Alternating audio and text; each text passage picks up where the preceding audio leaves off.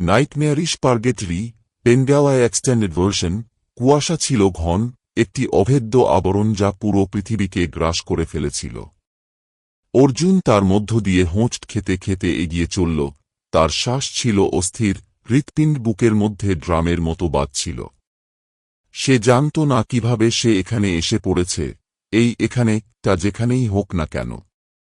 এক মুহূর্ত আগে সে বাড়ি ফিরছিল কাজ থেকে, বৃষ্টি তার গাড়ির উইন্ডশিল্ডে আঘাত করছিল, আর পরক্ষণেই তার গাড়িটা নিয়ন্ত্রণ হারিয়ে ঘুরে গিয়েছিল। তারপর অন্ধকার। এখন এটা।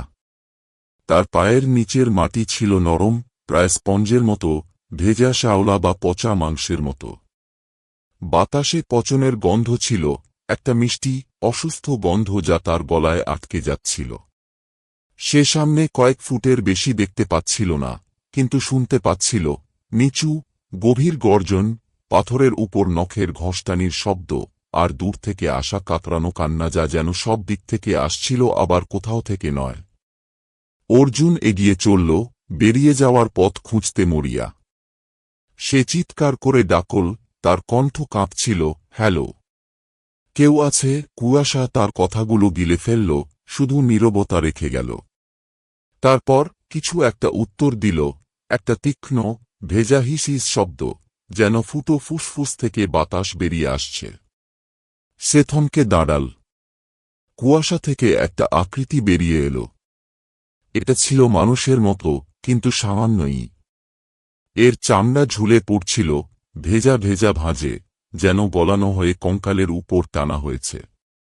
এর চোখ ছিল ফাঁপা গর্ত, যেখান থেকে কালো, তরলের মতো কিছু বেরিয়ে মাটিতে পড়ছিল একটা বিরক্তিকর প্লপ শব্দে। এর মুখ হাঁ হয়েছিল, দেখা যাচ্ছিল সূঁচের মতো ধারালো দাঁতের সারি। এটা হাত ছিল না, ভাসছিল, এর নিচের অর্ধেক কুয়াশায় মিশে যাচ্ছিল ধোঁয়ার মতো। অর্জুন পিছিয়ে গেল, তার গলায় একটা চিৎকার আটকে গেল। প্রাণীটা মাথা কাত করল, যেন তাকে পর্যবেক্ষণ করছে, তারপর বলল। এর কণ্ঠ ছিল ফিসফিসের সমষ্টি, একসঙ্গে ও অসংলগ্ন। তুমি এখানে থাকার কথা নও, এটা কর্কশ গলায় বলল। এখনো নয়, কোথায়? আমি কোথায়? অর্জুন কোনোমতে বলে উঠল। প্রাণীটার ঠোঁটহীন মুখ বিকৃত হয়ে হাসির মতো দেখাল। পার্গেটরি, এটা বলল।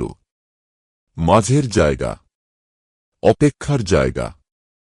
না জীবিত, না মৃত, তুমি এখানে ঘুরে বেড়াও, হারিয়ে গিয়ে। আমি মরিনি। অর্জুন চিৎকার করে উঠল, তার কণ্ঠ ভেঙে গেল।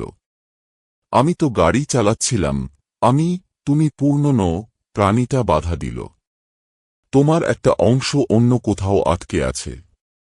কিন্তু তুমি চলে যেতে পারবে না, যতক্ষণ না সিদ্ধান্ত হয়। সিদ্ধান্ত কার দ্বারা? অর্জুন জানতে চাইল, কিন্তু প্রাণীটা তৎক্ষণে কুয়াশায় ফিরে যাচ্ছিল, এর আকৃতি কালির মতো পানিতে মিশে যাচ্ছিল। পুরোপুরি অদৃশ্য হওয়ার আগে এটা তার ফাঁপা চোখ ফিরিয়ে তাকাল এবং ফিসফিস করে বলল, অন্যদের থেকে সাবধান। অর্জুনের এটা বোঝার সময় পেল না। তার পায়ের নিচের মাটি কেঁপে উঠল, আর একটা গভীর গর্জন কুয়াশার মধ্যে প্রতিধ্বনিত হল। সে দৌড়াল, তার পা প্রতি পদক্ষেপে নরম মাটিতে ডুবে যাচ্ছিল। কুয়াশা থেকে আকৃতি বেরোতে শুরু করল, বিকৃত, দুঃস্বপ্নের মতো জিনিস। একটা কঙ্কালের মতো আকৃতি, যার হাত অনেক বেশি, আঙুলগুলো বাঁকা নখে শেষ হয়েছে। একটা ফোলা, চোখহীন দেহ, যেটা এগিয়ে আসছিল, পিচ্ছিল শ্লেষ্মার পথ রেখে। একটা বাচ্চার আকারের প্রাণী, যার মুখ দুভাগে বিভক্ত, জিভটা সাপের মতো ছট করছিল।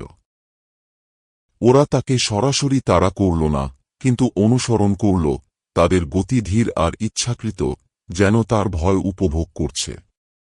অর্জুনের মন দ্রুত চিন্তা করছিল, এটা কি স্বপ্ন, ভ্রম, নাকি সে সত্যিই কোনো নরকের মাঝের জায়গায় পড়েছে? ঘণ্টার পর ঘণ্টা কেটে গেল, নাকি মিনিট, এখানে সময়ের কোনো মানে ছিল না। অর্জুনের পা জ্বলছিল, ফুসফুস ব্যথা করছিল, কিন্তু সে চলতে থাকল। তারপর সে দেখল, কুয়াশার মধ্যে একটা ম্লান আলো। তার বুকে আশা জেগে উঠল। সে তার দিকে ছুটল, পেছন থেকে গর্জন আর ঘষ্টানির শব্দ জোরালো হয়ে উঠল। আলোটা উজ্জ্বল হল, একটা কালো পাথরে খোদাই করা দরজা দেখা গেল। তার ওপারে ছিল ঝকঝকে সাদা, যা এই ধূসর দুঃস্বপ্নের বিপরীত।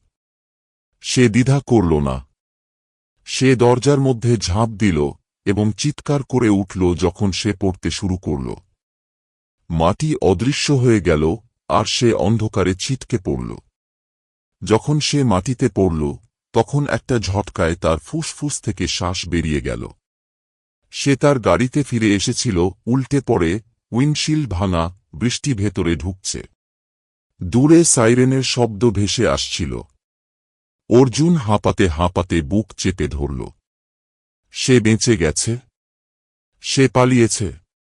কিন্তু যখন সে ধ্বংসস্তূপ থেকে বেরিয়ে এলো, তখন সে অনুভব করল তার ভেতরে একটা ঠান্ডা, ফাঁপা ব্যথা।